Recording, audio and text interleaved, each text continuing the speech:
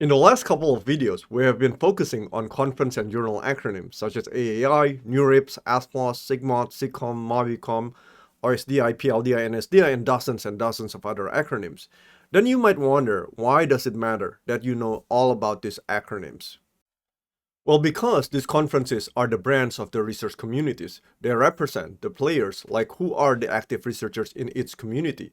Although today we have a lot of interdisciplinary research, still, researchers tend to flock within their core research community, which is usually defined by the conference names. You want to know who the players are in each conference. By knowing the players, you can find, download, and read their papers. You might want to follow their work. For example, on Google Scholar, there's an option to enable email notifications if there are new papers by the authors whom you want to follow or new papers in your area.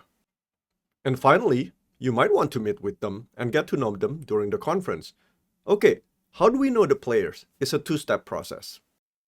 First, again, I always like to go to csrankings.org, unselect all the areas by clicking off next to the All Areas box here. And then let's say you want to check out the operating system community, which is my field. You can check the operating system field here under the systems area. You could expand the operating system and you would see all the conferences. For completeness, you can also check Eurosys, FAST, Usenix, and ATC. As I mentioned before, by default, csrankings.org only selects like the top 2 or top 3 conferences in every area. But all of these are tough conferences to get in, so it's really up to you. You could play around with all the options. On the right hand side, based on the publication count in this field, you could see the universities who are active in this research area. For example, you could find University of Chicago, which is ranked top 20 within the United States. On the upper left here, you could also change the country from USA to any other country, or by continents, or even you could click the world. And then going back, for example, to University of Chicago, if you click the university name, you could see me and my other colleagues who are active in this area. For example, there are about like 10 professors who have published in these OS conferences, although they are mostly in other areas, they also publish in operating system conferences. Let's go back to the full list again. Let's check out the number 1 university if these 5 conferences are selected. University of Wisconsin-Madison is number 1 here. Wisconsin is where I got my bachelor, master, and doctoral degrees. Boy, I spent a long time in Wisconsin. And if you click the university name here, right, you could see, of course, the famous Andrea and Ramsey R. Parchiduso. They published a lot of papers in these 5 conferences. And by the way, Andrea and Ramsey were both my wonderful PhD advisors. It was an honor to work with them. I'm still grateful. They wanted to accept me as their student. How did I end up working with them? Now, that's another interesting story, another long story for another video. Okay, hopefully you get the idea how to browse csrankings.org as one resource. You can click, for example, another area like database here, and you could see again active universities who are active. University of Chicago is number 3 here, and you could click here. You could see again who the players are, who are the active professors in this area. A lot of superstars in the database area in Chicago. Overall, this information is useful, especially for those of you who are still an undergraduate or a master's student who plans to apply for a PhD in the future. As you decide the area and the community you want to get into, you could use these acronyms to select the universities you want to apply to. When you apply for a PhD or a research-based master program, you don't want to just consider some university name based on its overall ranking. You don't just apply based on the school names.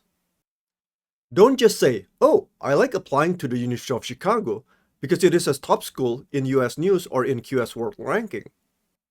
Or, oh, I like applying to Chicago because it's a big and affordable city, but then it's next to a big lake, so my life won't be as depressing as seeing the lake every week will make me happy. Right? So no. When you apply to PhD program or research-based master programs, you want to see whether there are professors in your area over there. Security, networking, databases, HPC theory, choose your area. And that's why knowing the conference acronyms in your area is really crucial. As you choose a specific area, you could again go to the website, click any area you're interested in. The platform will redisplay the ranking, right? And as you make your decision based on the ranking in that area, You want to apply to a university where there are professors in the area you would like to go into, or there are many faculty members that you could potentially choose in that one universities. This is what I like about csrankings.org, although I heard some people point out some limitations in these ranking systems. But again, any ranking systems will get complaints. Another resource to connect the acronyms to the players is of course dblp.org, right? So let's go there.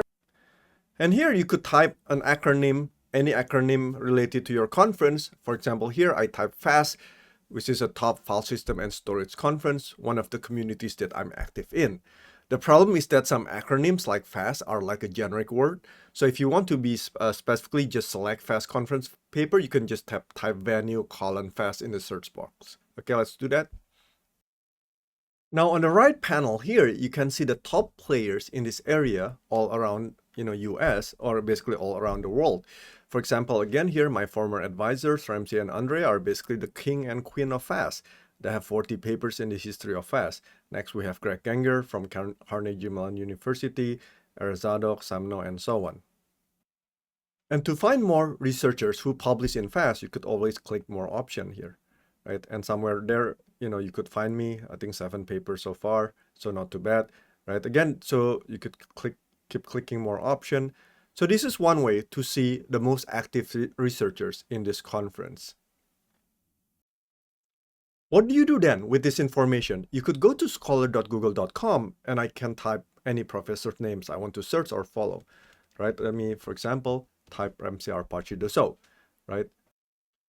Then you want to go up here and click the name here under the user profile, right? Do not click here because it will bring you to a useless page, but instead, click the name here and it will just above the institution name, okay?